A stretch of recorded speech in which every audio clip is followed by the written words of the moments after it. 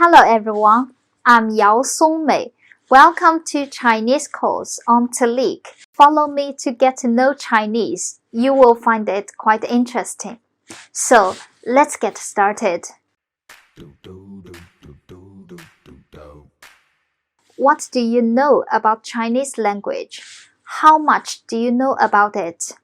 Alright, I know many people think it's difficult when talking about learning Chinese because it's totally different from other languages. For example, English. But is it true? No. Follow my lesson today and you will find it not that difficult. Why? Okay, let me tell you something. Let's just compare it with English today. So, in English, there is singular and plural. For example, in English we say one apple, two apples, many apples. While in Chinese, there's just one word, 苹果. You don't have to memorize this word today. We will learn it in the future, but they're not always ended with ns. Sometimes they end with es. Sometimes they end with ies. Let's see. Box, boxes. Photo, photos.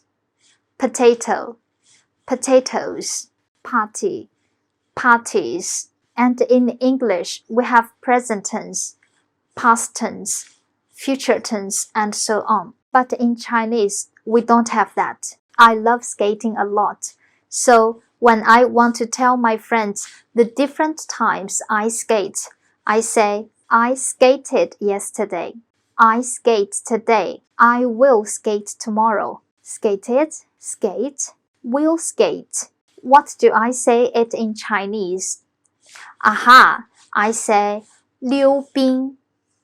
Like the one before, you don't have to memorize this word in this lesson. And we know that there are also irregular verbs, which you have to remember how to change them to different forms, like swim, swam, fly, flew. Now, do you still think it's difficult? I suppose not. Well, if you still think there are not enough to show you how easy Chinese language can be, let me tell you more.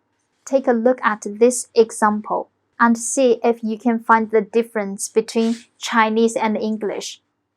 I do homework. They do homework. We do homework. He does homework. She does homework. But in Chinese, no matter we, they, you, he, she, it, we all say 做作业. What is the difference? Oh, right. In English, we have the third person. We should always remember to change the verbs with s or es. Haha, I think now you have noticed that Chinese language is actually interesting. In our next lesson, I'd like to give you more information of Chinese and hope you enjoyed my first lesson. And remember to answer the quiz on Talk to unlock the next lesson. See you!